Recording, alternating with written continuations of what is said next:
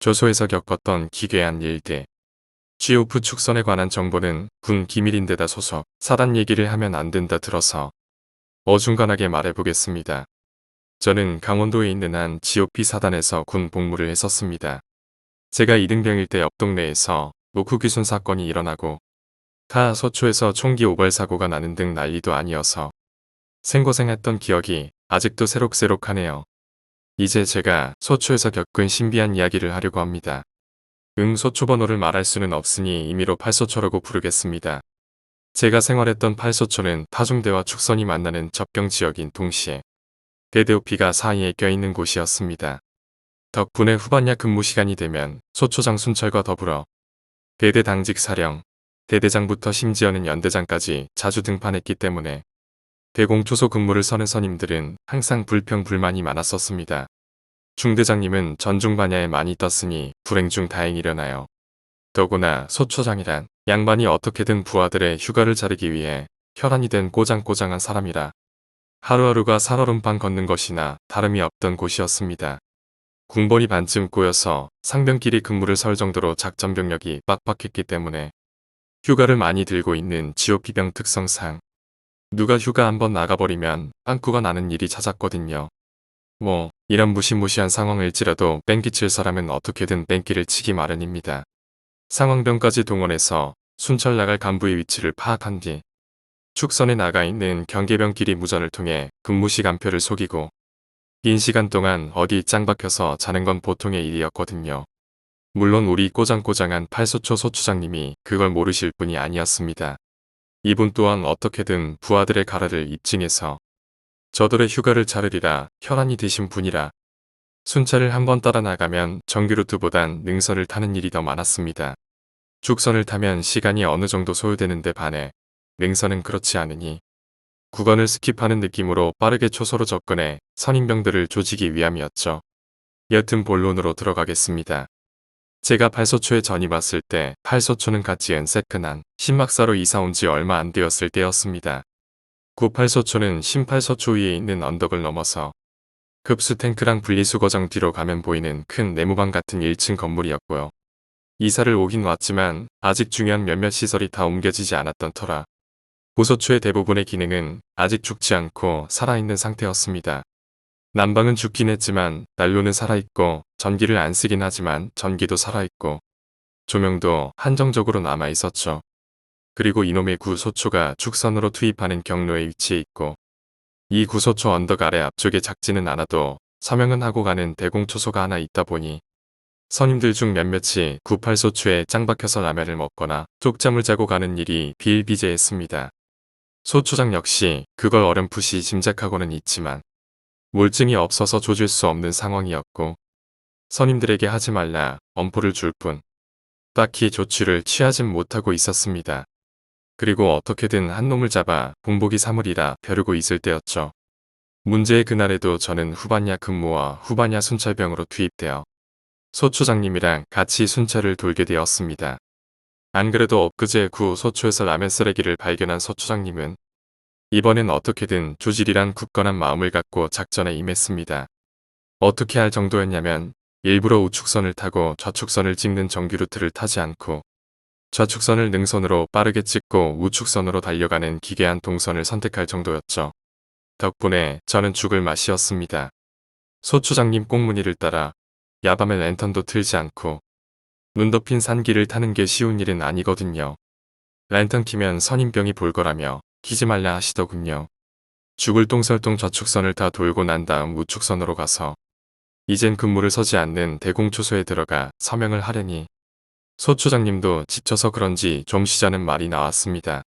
방방 뛰어도 모자랄 판이지만 대답할 기력도 없고 헥헥대며 물을 마시는데 잠깐 앉아있던 소초장님이 벌떡 일어나서 뒤를 보는 게 아닙니까? 불길한 예감이 들어 천천히 고개를 돌리니 대공초소 뒤로 보이는 구소초에 불빛이 반짝이고 있는 겁니다. 주저구나. 그렇게 소초장이 발광을 하며 난리를 쳐도 말을 안 들어 처먹는 바보 등신이 있긴 하구나.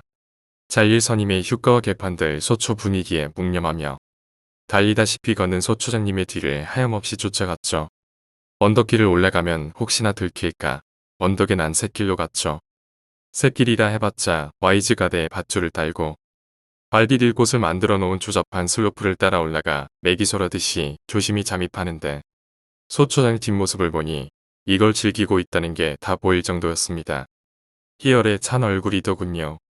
발소리도 죽이고 숨소리도 죽이고 구소초에 다가선 소초장이 문을 벌컥 열고 안으로 들어갔습니다만 허리를 숙이고 있던 소초장과는 달리 그때 저는 허리도 빌 겸 하늘을 보고 있었던지라 소초 전경을 똑똑히 볼 수 있었습니다. 불이 꺼져 있더군요. 아니나 다를까 기세 좋게 소초문을 걷어차고 들어간 소초장님도 뭐야 도망갔나 하고 화를 내며 나올 뿐이었습니다. 이상한데 분명히 샛길을 오를 때까지만 해도 불은 켜져 있었거든요. 샛길로 오르는 게 정규 루트보다 당연히 빠를 게 분명하니 선임들이 우리가 오를 때 낌새를 알아채고 빠졌다 해도 도망가는 게 쉽지는 않았을 것인데 인기척도 없이 사라진 겁니다. 난로도 꺼져 있었고요. 저야 뭘까 싶어서 궁금해할 뿐이었죠. 그러나 도끼가 오를 대로 오른 소초장님은 이제 야마의 스팀이 돌아서 물불 안 가릴 투사가 되어버렸습니다. 그래서 우측 축선도 정규 루트를 밟지 않고 소초와 대대오피 사이를 잇는 새끼를 이용해 방금 도망간 양아치 새끼들을 잡아 족치겠다라며 단단히 벼르고 새끼를 달려나갔습니다. 참고로 이 새끼리라는 것이 그냥 새끼리 아닙니다. 대대오피와 소초를 직선으로 잇는 최단 루트이기 때문에 V자 계곡, 아디다스 등등 같은 길을 걸어야 하는 정규 루트에 비하면 3배 이상 빠른 루트입니다. 이것보다 빠른 루트는 958소초 뒤를 아예 횡단해 산길을 타서 대대오피로 바로 가는 수밖에 없습니다.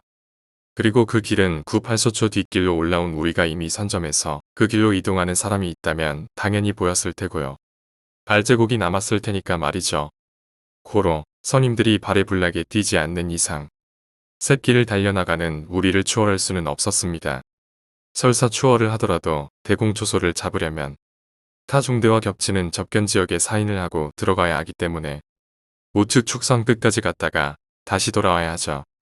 그런데 우리가 가는 샛길 끝이 바로 그 대공초소의 후방이라 방금 도망친 선임들이 아무리 빨라도 설사 우리가 선점한 대대 오피로 가는 직통길을 이용하더라도 잡힐 수밖에 없는 상황이었습니다. 설사 잡히지 않더라도 시간을 확인하면 그만이죠.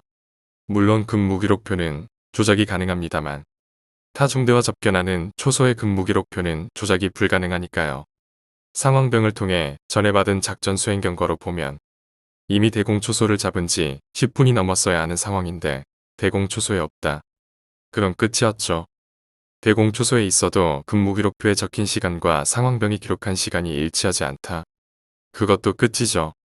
두 기록이 일치하더라도 접경지역 초소의 근무기록표가 엉망이다. 이것도 끝입니다. 어떻게 생각해도 배드엔딩밖에 안 남은 이 상황.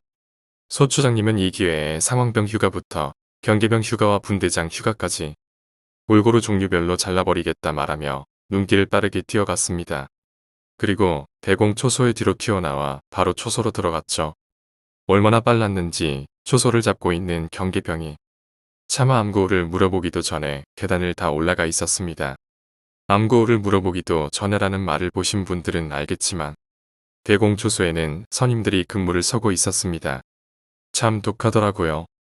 어떻게 거기를 그렇게 빨리 가나 싶었습니다. 진짜 전력으로 달려도 채반도 못 었을 거리 같은데 말입니다. 당연히 야마가 돌았던 소초장은 근무기록표를 확인하며 상황병을 닥달하기 시작했습니다.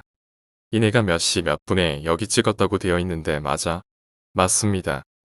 너네가 접경지역 가서 확인한 다음에 틀리면 너도 휴가 잘릴 줄 알아 등등. 살벌한 발언을 쏟아내고 나선 바람처럼 접경지역으로 이동했죠. 그런데 접경지역 초소에 있는 근무기록표도 대공초소에 적혀있던 근무기록표와 일치하는 게 아닙니까? 타 중대는 물론 대대오피에서 순찰랑 간부의 기록까지 시간대가 딱 맞아떨어지더랍니다. 아니 그러면 대체 저 소초에는 누가 들어가 있던 걸까요? 허탈해진 소초장님은 다시 대공초소로 돌아가 아까 적지 못한 근무기록표를 적으려 했습니다. 근데 대공초소에 올라 98소초 쪽을 보니 98소초에 다시 불이 켜져 있는 게 아닙니까?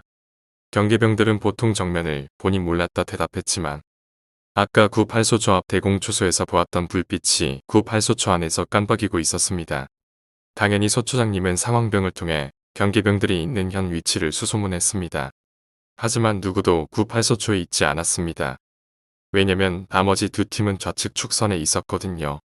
이쯤 되니까 문제가 심각해졌습니다. 방금 전까진 병사 개인의 일탈이었다며 지금부턴 신원이 미확인된 사람이 98소초에 숨어들었을 가능성이 생긴 것이거든요. 이번엔 대공초소에 자리 잡은 경계병들과 무전을 연결한 소초장님이 다시 98소초로 들어갔습니다. 근데 98소초에 가까이 가니 또 불이 꺼져 있더군요. 다시 건물 안으로 들어가 봐도 아무것도 없었습니다. 아니, 근데 98소초를 관찰하고 있는 선임들이 무전으로 말하게 지금 건물에 불이 켜져 있다 하는 게 아닙니까? 등골이 오싹해진 나머지 저와 소초장님은 당장 18소초로 들어가 대대의 보고를 올렸습니다. 당연히 이 보고는 대대에 들어갔고 보고 체계를 통해 연대와 사단까지 올라가 난리가 났습니다. 코드 A가 발령해서 대대 전 소초의 인원들이 비상근무를 서고 8소초 옆에 소초 5분대 기조가 뛰어들어와 당직 사령 지휘 아래 98소초에 돌입했지만 역시나 98소초에 불은 꺼져 있었고 인기척은커녕 아무것도 없었습니다. 이후 몇 주 동안 수색대가 8소초 주변부터 전술도로 주변을 이잡듯이 뒤졌지만 나오는 것 하나 없었고요. 결국 착각이거나 배선 오류로 인한 점 등 혹은 반사광으로 인한 착시로 결론 났지만 그날 그 소초에 2번이나 들어간 저와 소초장님은 그런 게 아니라는 걸 확실히 알고 있었습니다. 대체 그때 그 불은 무엇이었을까요? 오늘 이야기는 여기까지입니다. 오늘 이야기가 재미있으셨다면 구독과 좋아요, 댓글 부탁드립니다. 댓글은 저에게 큰 힘이 됩니다. 감사합니다.